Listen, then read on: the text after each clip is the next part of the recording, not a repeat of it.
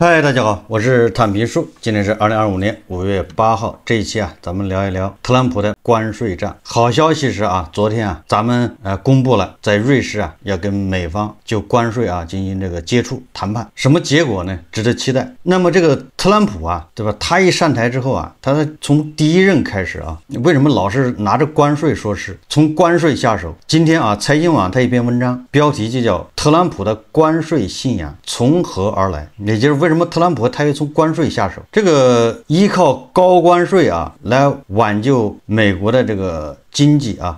这种政策的主张在美国历史上多次出现，但结果都是事与愿违。这个财经网说特朗普政府推出的对等关税正在颠覆已经运行80年的全球自由贸易体系，给全球经济带来了巨大的混乱与不确定性。在经济学家看来，违背常识的做法为何成为特朗普最重要的政策选项，甚至成为他的执念？这个财经网说，他说1987年时年41岁的唐纳德·特朗普曾在美国几大报纸上自费刊登整版广告，直率批评美国的对外政策。其中除了认为美国不应该在全球做盟友廉价的军事保护伞，也提出了要对类似日本这样的贸易严重失衡的国家征重税，以减少赤字，为国内减税等想法。时隔30多年后的现实说明，特朗普的执政理念并非心血来潮，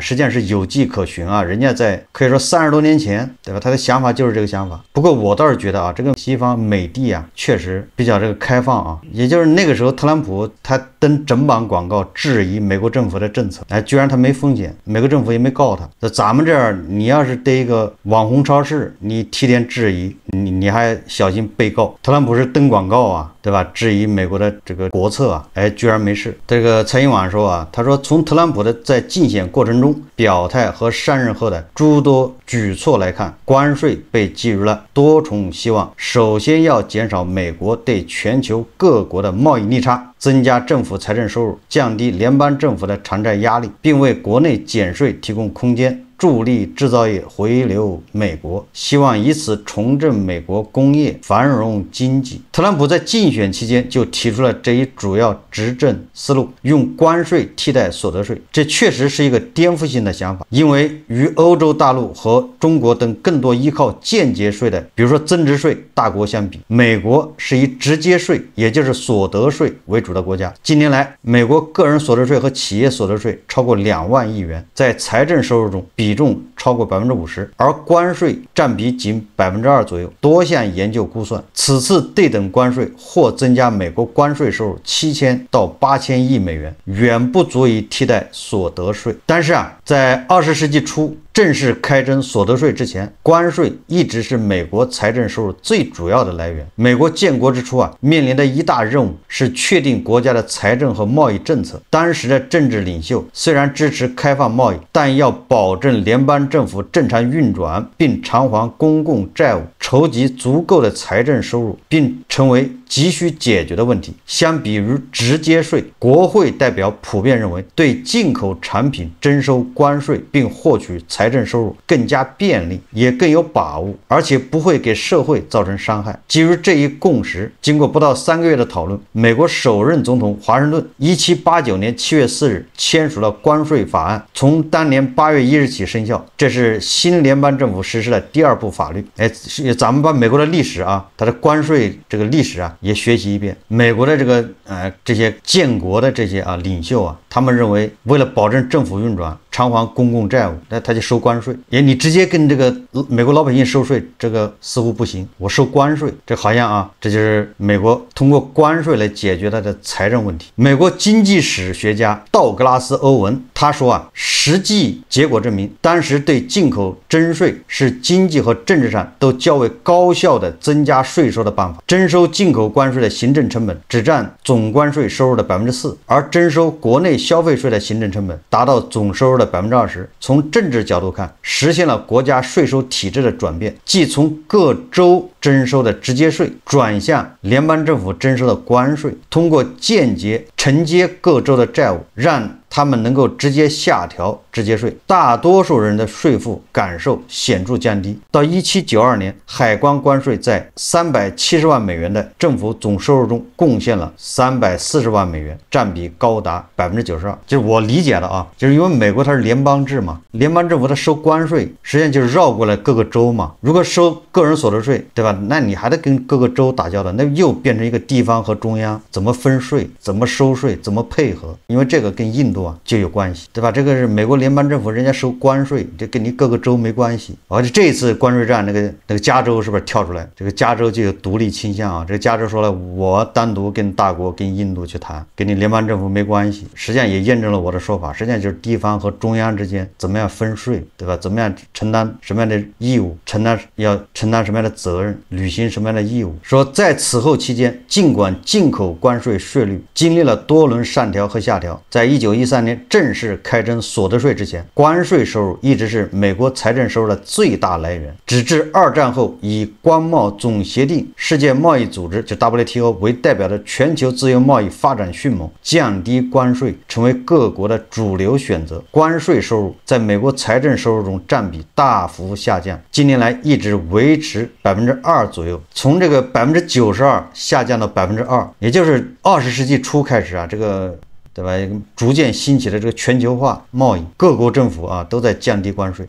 导致美国的这个关税收入啊只占这个收入的2%。那美国的大头恐怕就变成了个人所得税。这个财新网说啊，重回贸易性保护性关税制度，除了增加财政收入，是否可以促进本国的制造业发展？美国第一任财长汉密尔顿在1791年12月向国会提交了关于制造业问题的报告，对后续美国经济发展和贸易政策产生了重要影响。在这份报告中啊，汉密尔顿认为促进国内制造业的发展符合美国国家利益，需要政府促进制造业的发展。他提出的政策主张包括直接补贴是鼓励制造业发展的最有效的手段之一，对进口产品适度征税，但不是过分的高关税。他曾表示啊，经验表明适度的关税比高关税能带来更多财政收入。这一观点与供给学派在20世纪70年代提出的拉幅曲线相契合。当时联邦政府财政状况不佳，部分国会成员认为补贴违宪等情况下，汉密尔顿关于补贴的建议并未被采纳，提高关税成为当时促进本国制造业发展的主要政策选择。利用关税来促进制造业发展会影响资源在不同地区的配置，各方对此存在巨大争议，但赞成者逐渐占了上风。19世纪20年代，保护性关税兴起，美国平均进口关税税率从1820年的25%左右升至1830年的62%，历史最高水平。在这一过程中，北方在财富和收入上不断超越南方，引发南方的极端反对。1828年关税法案被南方称为可憎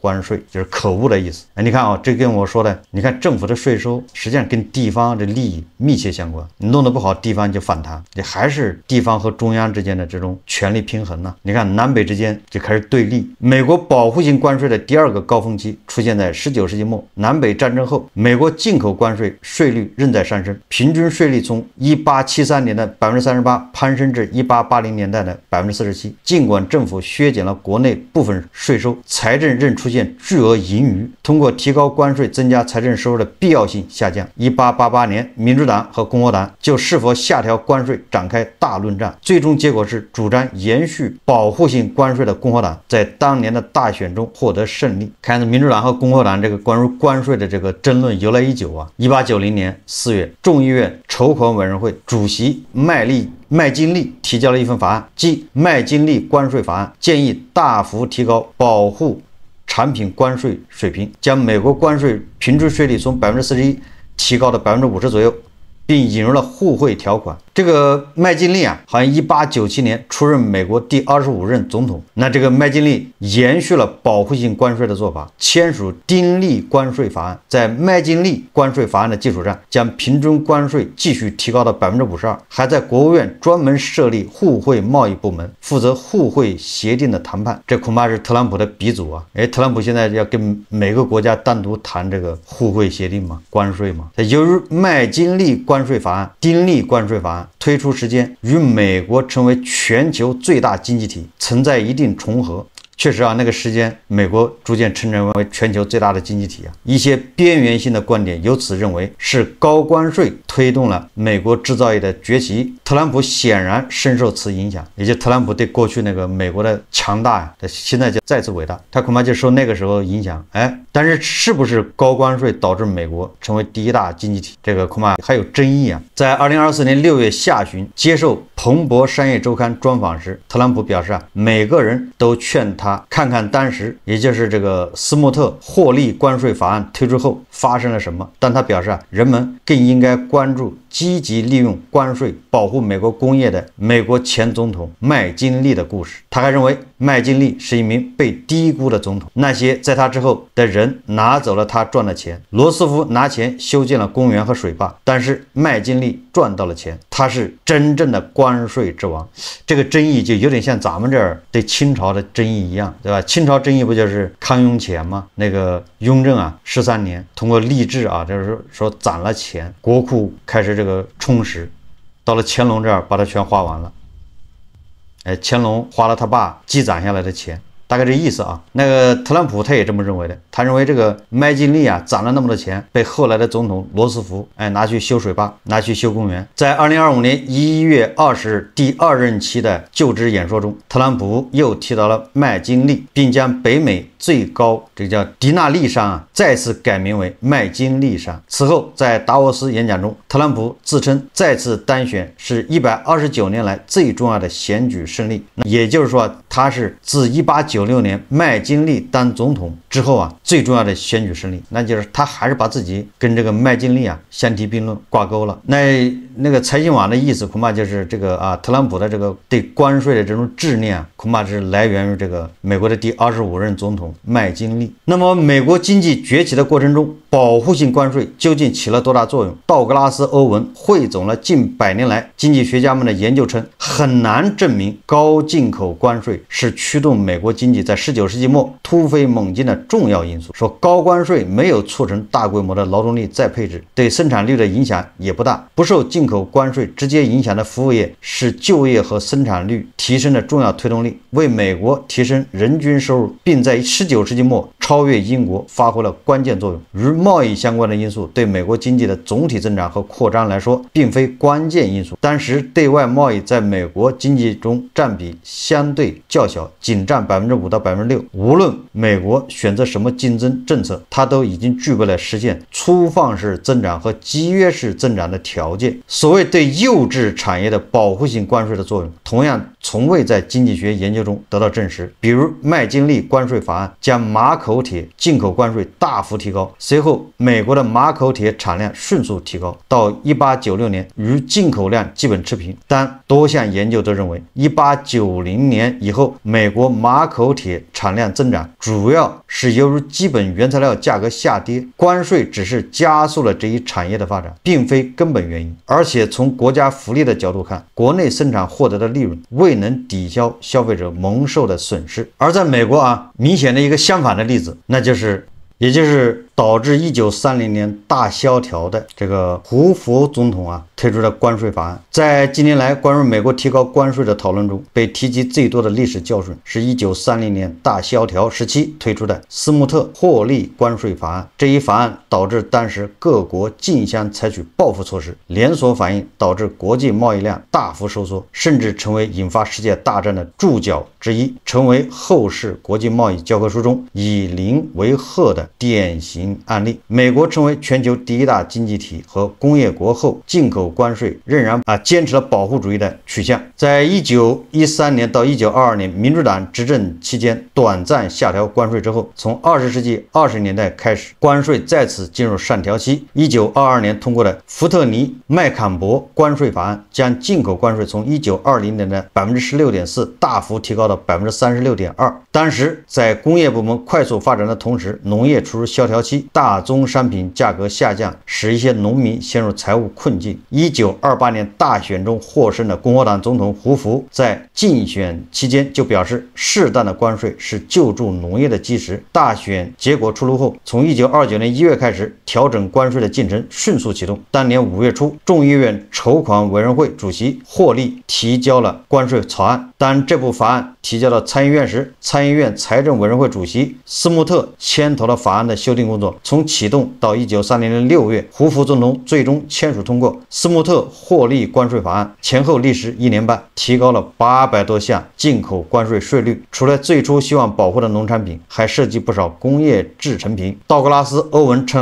很多与斯穆特霍利关税法案有关的事情极具讽刺意味，其中之一是并非因为受到制造商的压力，修正关税的想法是由政客主动提出的，而不是在利益集团的要求下被迫启动。然而，一旦对某些群体打开调整关税的大门，其他群体就会欣欣然为自己谋求利益。这显示了政客如何利用经济利益集团实现自己的目标，而不是相反。似曾相识的是，无论是审议过程中还是落地后，斯穆特霍利关税法案都遭到了史无前例的反对。胡佛的顾问摩根大通时任首席执行官托马斯·拉蒙特后来回忆称，他几乎要跪下来请求胡佛否决这项愚蠢的关税法案，认为这会激发全球的民族主义情绪。1028名经济学家在1930年5月5日的《纽约时报》头版上联合发表声明，称高关税大错特错，会不可避免地将怨恨注入国际经济关系，而且会刺激他国与美国竞相提高贸易壁垒。这个和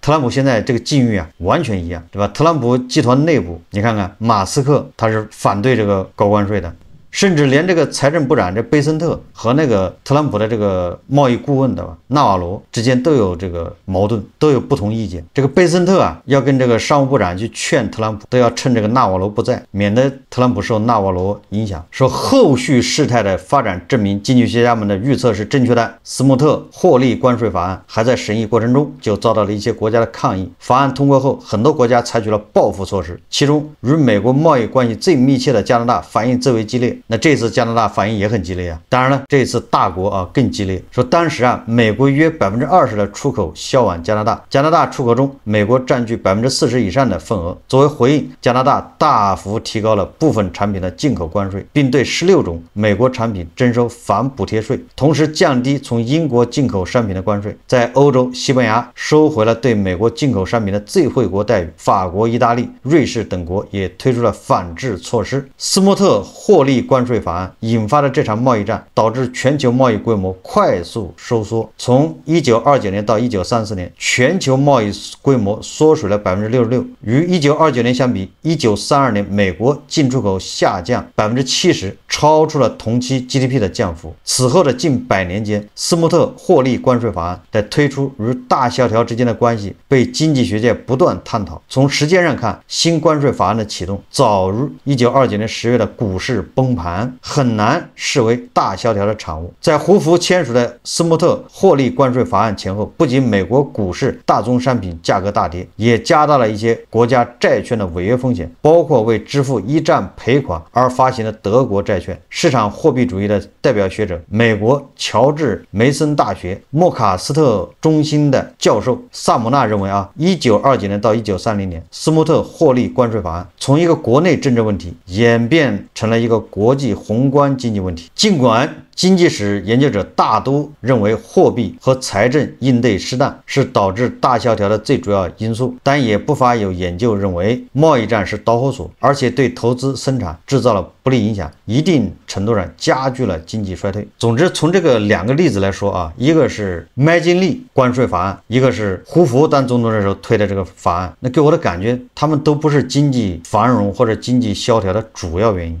他这个文章就这么说的，也就是研究了100多年年，这也没整明白，没有个清晰的结论嘛。最后得出个结论是，货币和财政应对适当是大萧条的最主要因素，那关税只是个导火索。这个大萧条啊，给美国贸易政策带来了方向性的转变。这一时期，除了国际贸易壁垒大增，英国通过渥太华协定与成员国确定帝国特惠制，德国与东南欧国家优惠贸易协定，让美国的国际贸易中处于不利地位，就是各个国家啊开始跟周边的国家开始搞这种叫自贸区或者叫关税优惠协定，客观上啊就孤立了美国。在美国无法单方面降低关税的情况下，罗斯福总统接受了时任国务卿赫尔的建议，请求国会授权他与其他国家开展贸易谈判。他称，美国经济全面而持久的复苏在一定程度上取决于国际贸易的复苏和加强，其他国家正在通过互惠贸易协定谈判而赢得更多的贸易份额。如果要维持美国农业和工业在贸易中应有地位，美国政府必须能够通过快速果断的谈判向其他国家的政府争取这样的地位。1934年通过的互惠贸易协定法首次授权总统可以与其他国家签订贸易协定，进口关税下调幅度最多可达 50%。 这不仅改变了美国贸易政策的制定程序，也标志着美国从贸易保护主义开始转向自由贸易。基于这一协定，美国迅速启动了与主要贸易伙伴的双边谈判，到1936年与15个贸易国家签订了双边贸易协定。这个特朗普走的路啊，跟这个美国历史是完全一致啊。美国从1870年开始闹关税战，对吧？开始打关税的主意，到1935年，这就60-70年时间啊，来来回回改。只不过是特朗普是100天把它都走完了。也是美国这个关税的这个历史60年，哎，到1935年啊，就是60年走的路，特朗普100天给他走了一遍，整个的这个叫原因重现。你看现在特朗普不就是在跟各国在谈这个贸易协定吗？而且特朗普说了啊，今天晚上10点，美国时间应该是上午10点啊，一个重大新闻，一个特别伟大的国家要签这个第一个啊重要的关税协定。我估计啊，应该是印度，因为跟大国还在谈呢，怎么可能还没见面呢，对不对？或者见面了也没有这么快啊。所以我估计，因为印度啊，最近不是跟巴基斯坦打起来了吗？这时候印度就需要有人帮忙了，对吧？他已经穆迪啊把这个迪保老人得罪了，他不去吃席啊，不给面子啊，完了穆迪自己不去，安排国防部长去，结果国防部长也不去，那你说这个迪保老人还能真心实意支持他吗？对吧？这个时候穆迪就要抱紧美国大腿。本来这个印度跟美国的关税啊贸易恐怕还要博弈一段时间，现在他需要美国啊。这个印度跟巴基斯坦开战啊，我看那个媒体报道啊，好像特朗普还骂了这个印度啊，他是批评印度的啊。但是你现在看，很有可能就是给这个美印的贸易协议啊，这关税协议他在施压。所以我觉得晚上恐怕是美国和印度第一个达成这个贸易协议。你想，美国跟日本都没达成啊，两人还在较劲呢，日本是寸步不让。第2次世界大战后，美国将互惠原则与无条件最惠国待遇原则相结合，降低关税水平，适用于美国签署贸易协定的任何国家。这种多边互惠的理念，在1947年23个国家签订的关贸总协定中得到充分体现，成为2战后全球贸易体系的核心。在自由贸易理念的推动下，从2战后到特朗普上台前，美国进口关税总体呈现下降态势。那特朗普一上台之后，扭转了这个局面。他说，但这并不意味着保护主义从美国贸易政策中消失了，而是以关税以外的其他地方出现，那就是美元啊，美元强势，美元和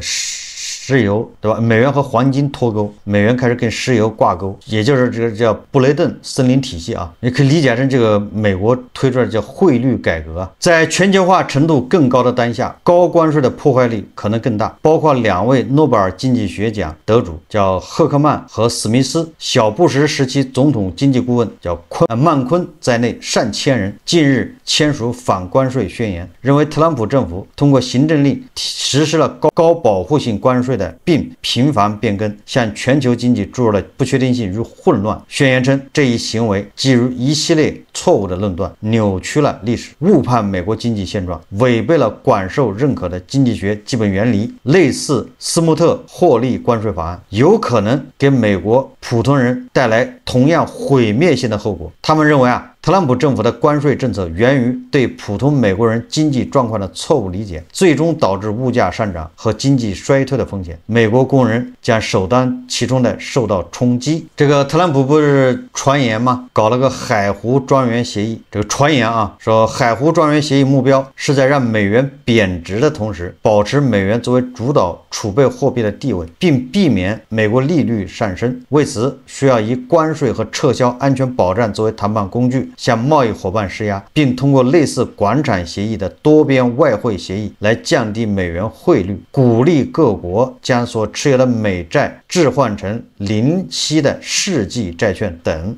从历史上看，广场协议后，美元持续贬值，到1987年引发过度贬值的担忧，不得不在当年2月通过卢浮协议来阻止汇率过度波动。美国贸易逆差在1988年至1991年短暂收窄，但随后又迅速扩大。从遏制对手的角度来看，虽然广场协议后不久，日本开始出现严重的通货膨胀和资产泡沫，自1990年起进入失去的30年，但是主流研究认为，这并不是由于日元升值造成的，而是因为日本国内政策应对适当。日本央行前行长叫黑田东彦曾多次表示，日本政府的错误在于轻易屈服了国外的压力，为了消除日元升值带来的通货紧缩压力，选择了极度扩张的财政和货币政策来刺激经济，造成了20世纪80年代后期巨大的资产泡沫。与此形成对比的是1985年后升值幅度与日本相当，对外依存度更大的德国，基于历史上恶性通胀的教训，并未采取大规模的总量扩张政策，而是注重金融监管，并推进结构改革，通过放松行政管制、国企私有化、劳动力市场改革等，提高了全要素生产率，避免了资产泡沫。这是财经网的关于特朗普的这个关税信仰从何而来。其实他这篇文章也很有意义也就是让我们对美国的关税，这个民主党、共和党两党之间这个争议由来已久就对这个历史脉络以及它的影响有个大概的印象。我想说的是最后说的美元贬值，对吧？通过美元贬值来达到这个目的但是这个跟大国关系不大因为大国一直被美国认定是叫汇率操纵国。什么叫汇率操纵国就是你美元贬你美元的，你贬我也贬，也就是如果美元贬值我不贬，那就是相当于我升值，我一升值会造成资产泡沫，就跟日本一样。甚至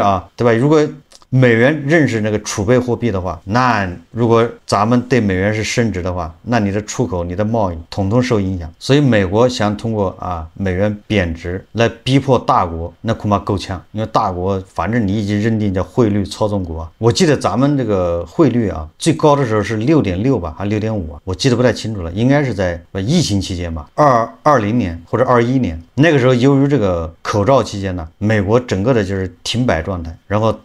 大量的商品运送到美国。我记得由于这个大量的商品运到美国之后，因为没办法从美国拉东西回来所以那个集装箱就扔在美国，导致大国的这集装箱价格飙升，航运价格也飙升，然后美国码头堆满了各种空的集装箱都放不下，对吧？在那种情况下，人民币升值了随着这个西方对吧，这个疫情恢复正常，咱们这个又开始有序的开始贬值一直贬到7.3、7.4。那么财经网这个文章给我的认识就是什么呢？就是关税战本身恐怕你很难说它造成什么影响，但是你的应对，对吧？你的货币政策、你的财政政策、你的这个其他的应对政策如果适当的话，那么你很有可能就会导致经济衰败。毕竟关税对经济的影响，这争论了100多年都还没有结论。好，这期节目我们就聊到这里，感谢大家收看。如果喜欢我的节目，欢迎订阅转发，也可以在下方留言评论，谢谢大家。